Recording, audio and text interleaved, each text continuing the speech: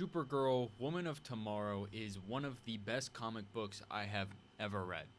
Anyone who has had the pleasure of reading it should not be surprised that they decided to adapt a Supergirl film from this comic. However, the only problem with doing something like that is that there's going to be a direct source to cling to and compare it to as a film or as a comic enjoyer. The Supergirl movie was not perfect, anyone can see that. However, the comic might be.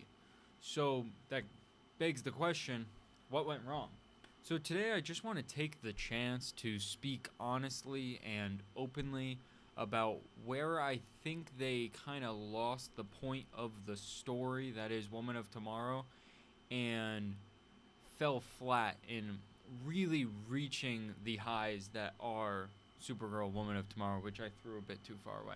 Woman of Tomorrow follows a story of Supergirl told by Ruthie. It is through the eyes and the narration of Ruthie, basically making Supergirl not exactly the main protagonist of the story, even though she is definitely still the main focus.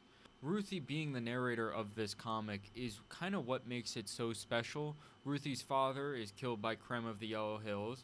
In the movie, the only thing that has really changed is that Krem kills her entire family, and that Krem is already the leader of the brigades, which in the comic that is not the case. He's kind of just a soul wanderer. He doesn't become a part of this gang of mercenaries until after he flees from Supergirl and Ruthie, kind of on accident again, because the ship goes off in the same kind of way that it does in the movie, but in a different context.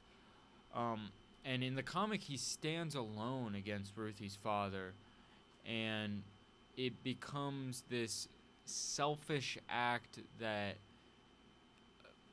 there really is no explanation for. So in the movie, the Brigades are this complete man race that is traveling the universe to take little girls to continue their all-male race. In the comic, they are a group of mercenaries that are committing genocide at a mass volume rate as they move through the universe for their own fun. They don't have a conviction, they don't have a value, they don't have a reason. They are simply a horrific group of people. And obviously this makes it for a villain that you just want to see debilitated at the end of the story. But it also makes the ending so much stronger and really hits you in the gut, because one of the main differences that you really see here is that this has a way better ending than the movie. And that is because of how perfectly this comic is able to build up this story in a way that the movie just really isn't able to. It just doesn't really reach out and follow the story in the way that it should have, because the comic is set up in a way so that Ruthie and Supergirl go on this mission to go after Krem of the Yellow Hills, because Krem killed Ruthie's father and he shot Supergirl's dog. Okay? So the same premise as the movie. But then Supergirl and Ruthie don't come back across them for so long because they are following his gang of mercenaries as they are committing genocide, and they are going from planet to planet following them and just seeing the aftermath of this anarchy that this gang is causing. And it is putting a serious toll on Supergirl. Something that I haven't really seen explored so closely in really other comic books. Other comic books obviously deal with superheroes having to deal with death and the inner conflict that comes along with this. But this one, because it's kind of this mini series, it's not too long. It's really able to delve into directly her conflict and her inner story as she is directly influenced by all this death thrown at her. So the story really follows her, Supergirl, as she loses faith. She loses faith in kind of in life, in how to live life, how people should be treated as she watches these horrific acts. There's a point in the comic book where they have a video footage of the genocide um, after the Bagrands left, and she watches it and she doesn't let Ruthie watch it, and it's such a powerful moment because she is able to separate, um, because she knows that she needs to see this to defeat these men, but she doesn't want to taint Ruthie's will to live, basically. And I think that with them going the different direction that they went, with Krem already being the leader, and that they're just looking for little girls, even though I do think that could be a very interesting story. I just don't think it was told exactly right.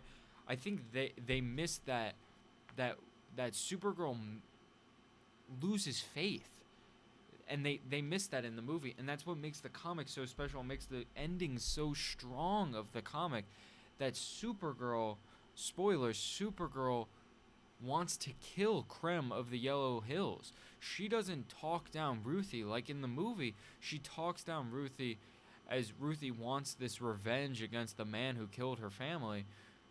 Ruthie, the man who killed her father, is at the hands of Supergirl, a all-powerful being that could instantly take revenge on this horrific man. And Ruthie talks down Supergirl. She talks her down because she sees the turmoil that this has caused Supergirl, and she knows that that's not who Supergirl is. And it's such a powerful ending. Like, I remember reading the end of this and being at a loss for words. And when you watch the movie, it's unsatisfactory is how I would describe it. It doesn't have the depth that this comic is able to accomplish. Even though there's other aspects of the film that are, like, the casting of Millie Alcott as Supergirl, I think is really good. I think it's a very strong casting, and the movie didn't make me feel like I didn't want any more of it. I want her more as Supergirl. I just wish the movie was better, because especially when they take such great source material and then they kind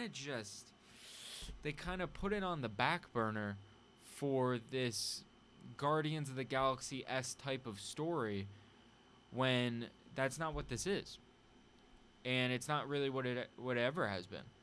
I think another part that the storytellers of the movie really missed the mark is with how they handled Crypto, because it's such an important moment in the comic book is when you find out that Crypto's fine.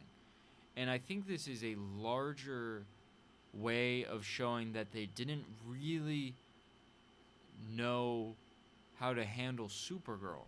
In the comic, when Ruthie is worried about Crypto, Supergirl says, "Oh, Crypto's fine. He's been taken care of by the veterinarian on your world. I just made up all that stuff about needing to find Krem to save him, needing you to come with me because you knew what Krem looked like.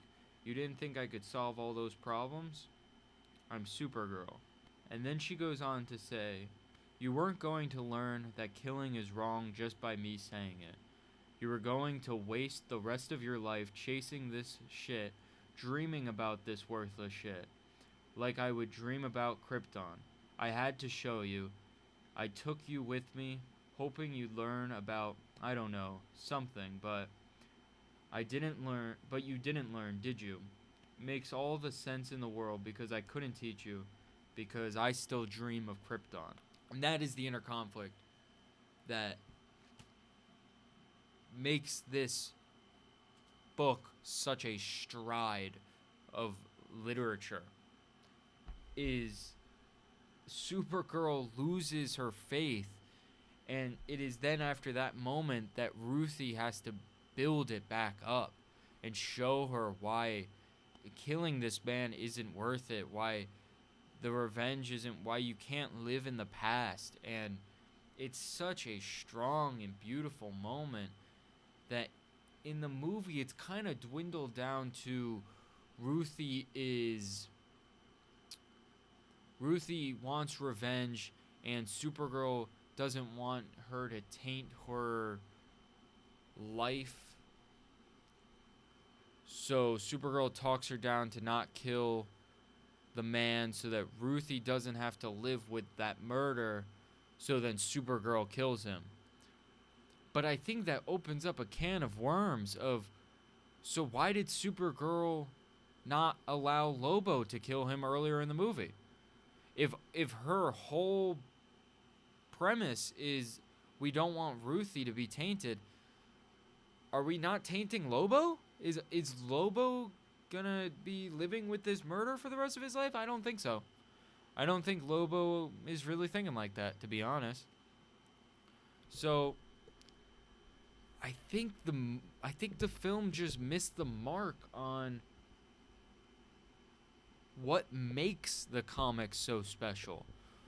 What separates the comic from other comics, and it missed the intense human inner turmoil that happens to Supergirl. It misses it completely, and that is where the movie falls flat. It really, I don't think, even though this is such a beautifully artistic comic, I don't think stylistically or artistically, like, that's what made the movie so middle of the road. It's really the writing that I think staunches the movie from being anything great. It misses the mark on the intense, gentle, human elements of Supergirl and Ruthie and their connection. And I'm almost at a loss for words because of how fantastic this comic is and just how subpar the movie is. I still look forward to the rest of the DCU. I still look forward to seeing more Supergirl. I hope that we get stronger stories in the future for Supergirl. Everybody should go read comics. Go read comics. They're if you're a comic book movie fan and you've always just put comics to the side, go read some comics. They're great. There's a reason why the movies make billions of dollars. It's because they're built on the foundation of great stories and great artists. Go read some comics and go watch Supergirl. It's kind of mid, but it's still a good one. It's still a good one to watch. Right now it looks like Morbius is going to make more money. That's dreadful. Please don't let Sony win anything. Go watch Supergirl. Go read some comics. Have a good one.